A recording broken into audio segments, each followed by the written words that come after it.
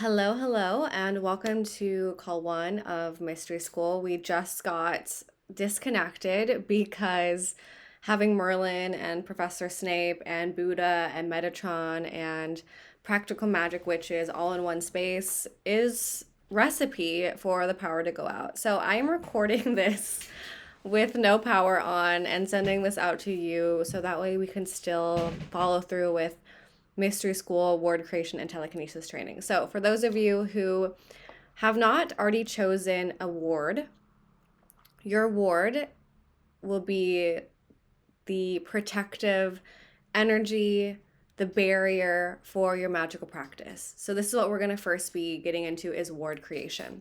Then we're going to be doing a little bit of telekinesis, and then we'll end with a closing prayer.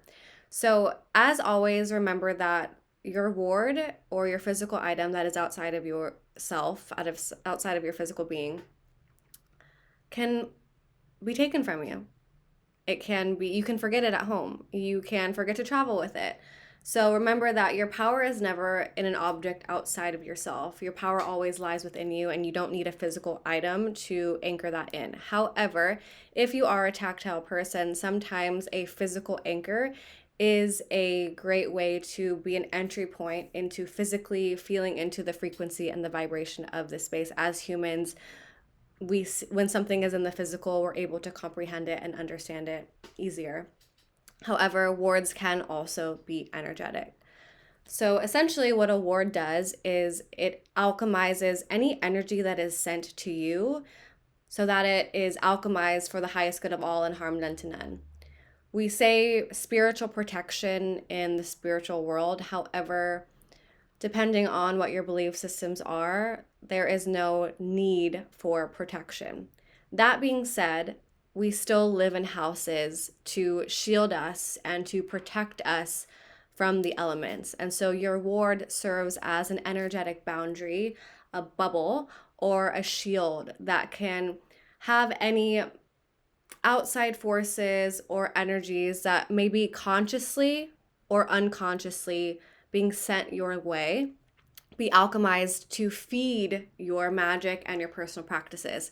Because also, if you allow in doubt or fear or entities or other thoughts lingering, they can disrupt your practice and disrupt your focus. So what the ward does is create a harmonizing frequency, a harmonizing force field around your magical practice, around your being, and also around any energies or persons that you want to extend your ward into protecting. But that's projection is a next level skill in ward creation. So we'll get into that a little bit later into the mystery school curriculum. However, today we're going to start very simple and not so simple in ward creation. So grab your physical item.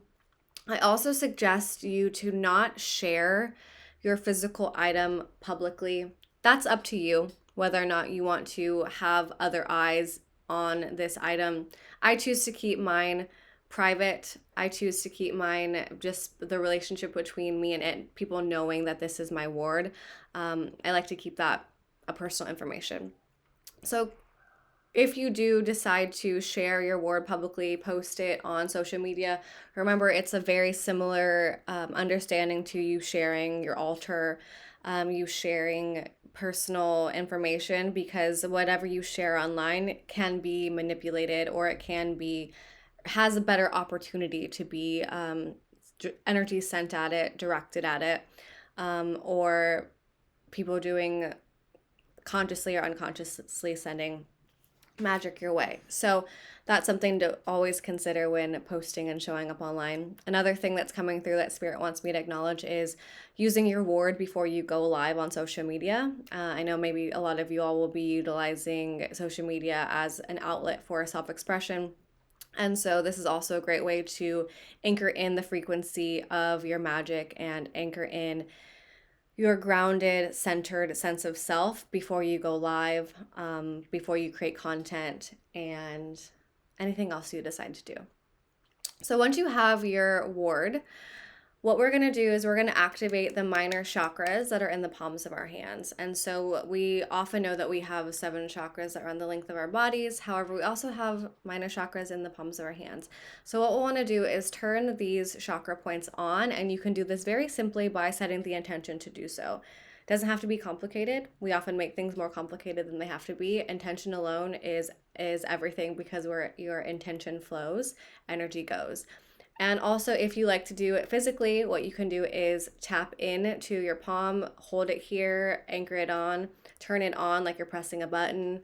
So, turning your chakra points on. If you do Reiki, you could do Shokugure over your palms to open them and turn them on. Either way, it's giving, who is it?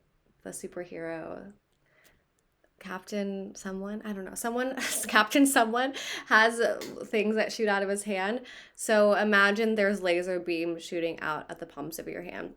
So this is the energetics of ward creation. And what you're going to do is you're going to take the ward in your hand. So let's say my ward is this pen. We'll take the ward into your hand. And you're also going to ask the ward energetically, consciously, will you be my ward? If you've seen the movie or the TV show Wheel of Time, wards are the physical warriors that protect the Aes Sedai, and so this is also the energy of having that connection and communion with this physical item. And chances are, if you have chosen it, it has chosen you as well. We always want to give free will choice and have this understanding, because you might also receive a download that something else is a better ward for you. So you'll ask the ward, would you be happy to assist me in being an energetic boundary for my magical practice? Would you be happy to provide a harmonizing frequency and force over the area, my temple, my physical temple, my energetic temple, and my spirit temple, through across all timelines and all dimensions, while I fine tune my supernatural abilities? Whatever prayer works best for you, but asking and then listening. The power just came on. More often than not, your ward will say yes. So the power just came on. I'm going to see if people are still online with this mystery school. And if they're not, then I'll come back to do and finish this recording.